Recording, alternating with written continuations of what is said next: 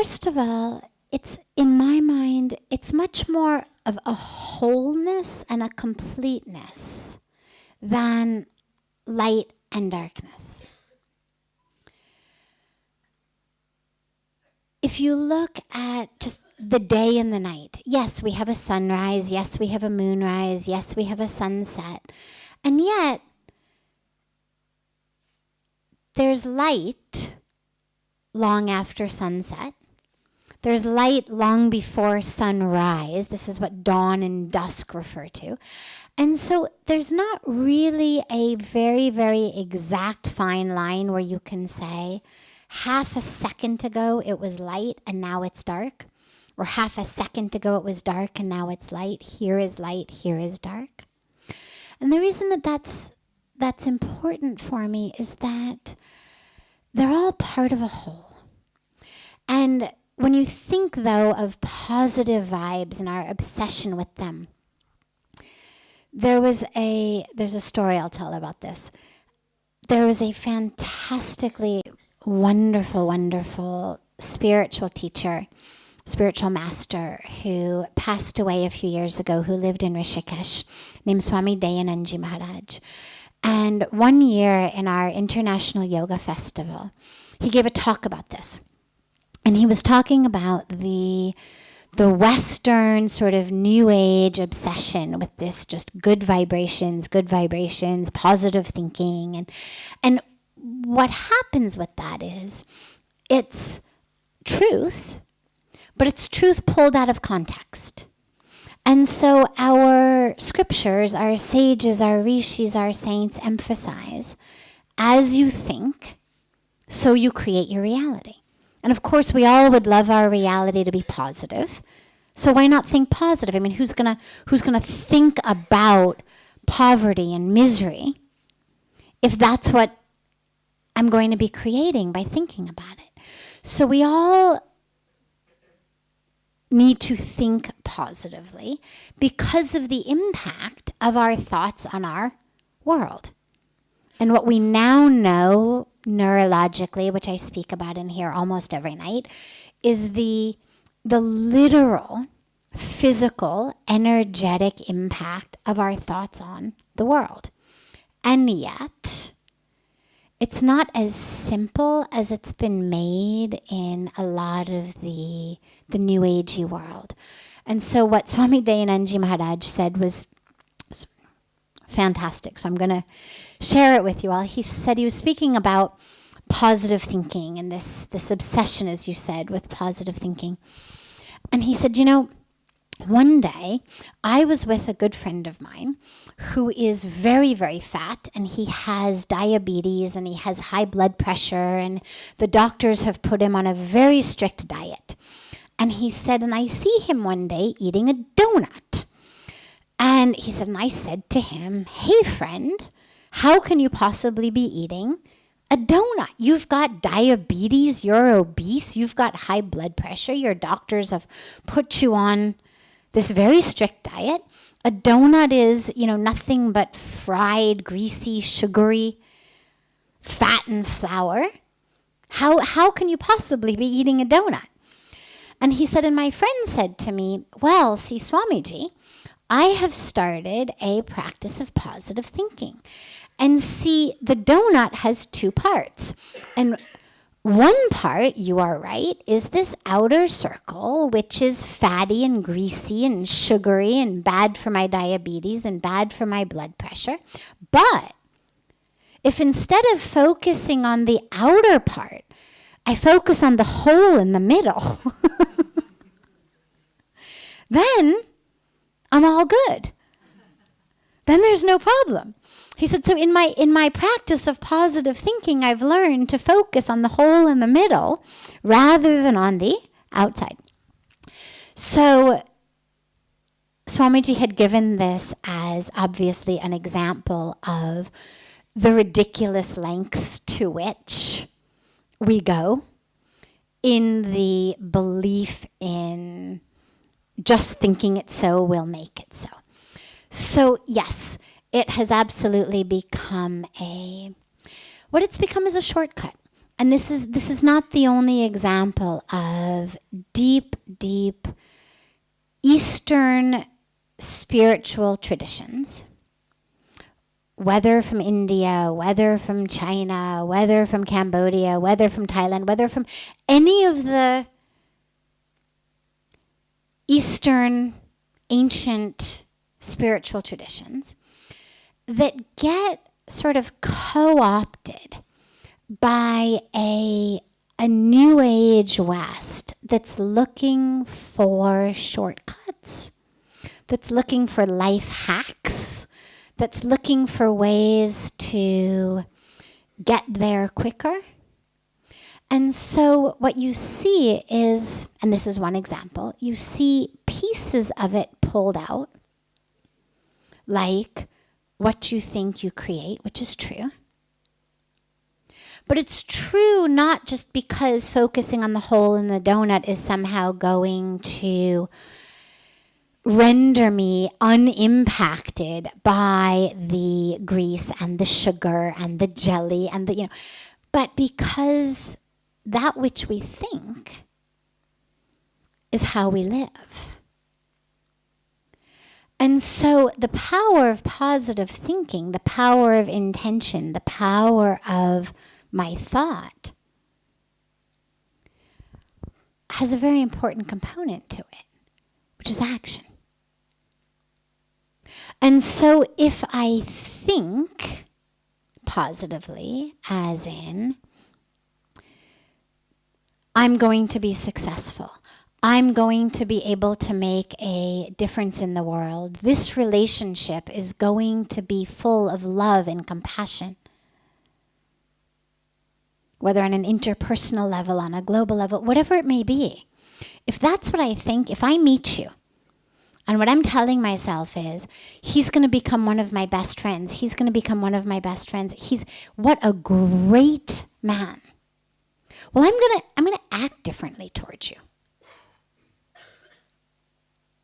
My entire behavior, my words, my speech, how much time I give you, my demeanor, the choices I make, are all going to be based on that power of thought, what I was thinking about you. If, on the other hand, I've pre-decided this guy is a complete waste of time, I'm going to act differently towards you. My demeanor will be different, my speech will be different, everything will be different. And so a week later, if you look at our relationship, in the first case, we've become great friends. In the second case, we've had nothing to do with each other. And I can look at it and say, it's the power of my thought. See, I knew it from the beginning.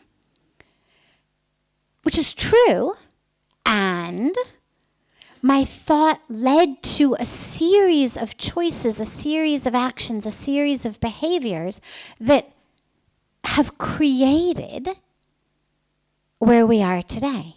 I didn't just go thought, end, boom like this. And what's happened in the West is we've pulled it out of context. And what's gotten lost in a lot of the cases is that chain of action and behavior and choices and decisions that actually create our life. And so in this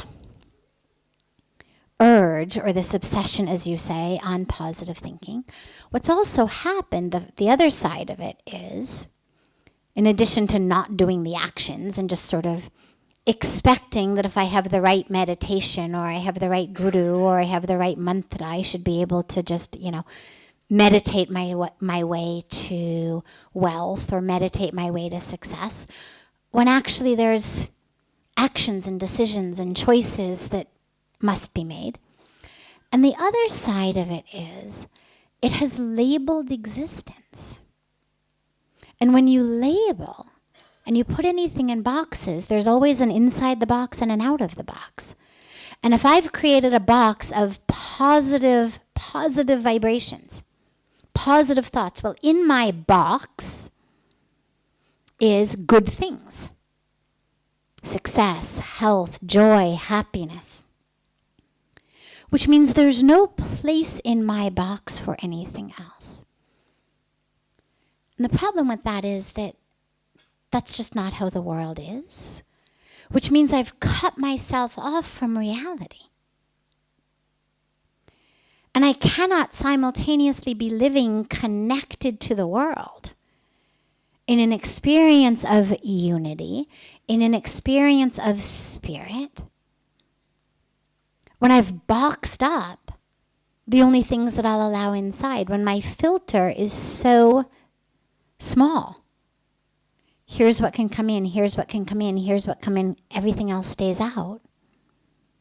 Well, spirituality is all about an expansion. It's not a contraction. The joy and the peace that people find in spirituality is not because they push out that which does not make them joyful or peaceful. It's because they've expanded the sense of self so much that they're able to stay joyful and peaceful, even in the face of what enters there. You know, it's like the example I give frequently where I'll say, okay, here we go, glass of water. If you take a rock and you throw it in this glass of water, what's going to happen? Water will come out, exactly. It'll splash, water will come out. Big impact. Negative impact, you can say, if ultimately your goal was to keep all the water inside and calm. Take the same rock, throw it into my bathtub full of water. What happens? Yeah, not much. A little bit of ripples. A little bit. Not much. Take the same rock, throw it in the ocean. What happens? Virtually nothing in the scheme of the ocean. And what most of us try to do, and where this teaching of positivity has gotten, in my opinion, where it's gone a little awry, is it has said, okay, my goal is to keep the water of myself calm, okay? To stay peaceful. No ripples, no splashes. And what it's done is it has therefore created a container around itself that is so small to ensure that not even the tiniest pebble could get inside and create ripples. But ultimately what spirituality is about is expanding the sense of self so much that you are the ocean. So yeah, there are rocks. But because I'm identified as the ocean rather than the tiny glass of water, I'm able to stay peaceful. I'm able to stay anchored in positivity despite that which is happening. So I wouldn't say that we need to go out looking for the darkness so much as that we need to expand our sense of self to be an experience that encompasses all. And when you talk about encompassing all, well, along with health, there's sickness. Along with life, there's death. I mean, you can't push death out of any reality. I mean, you can, but only for a very short period of time. And so when you think about ultimate highest truth, it can't be something that's dependent upon how long your loved ones are going to live. Dependent upon how long you can go before getting the next flu. Dependent upon how long it's going to be before the stock market crashes or your house catches on fire. I mean, because we can push a lot out of our lives, but you can't push life out of your life. And ultimately, we're all going to get sick. Ultimately, we're all going to die. Ultimately, we're all going to lose our loved ones. It's just part of the package of life. And so any spiritual practice that is so limiting is one that I would not endorse very strongly, since ultimately when we talk about spirituality, it's always eternal, right? I mean, Sanatan Dharma, eternal way of life. It's not the way of life until you get sick. the way of life until you lose a loved one, the way of life until the stock market crashes or until your house burns down. So it's got to be something that it enables us to have it all. And, in nature it's all there, the dry seasons, the wet seasons, the hot seasons, the cold seasons, flowering seasons, non-flowering seasons. And so I like to think of it like that rather than dark and light or good and bad. Because, it's all there. It's all part of a whole rather than one extreme over here and one extreme over there. It's if we open our spirituality to include and embrace and become one with the light, the dark, the wet, the dry, the cold, the hot, the flowering, the non-flowering, then you know that you're connecting to creation.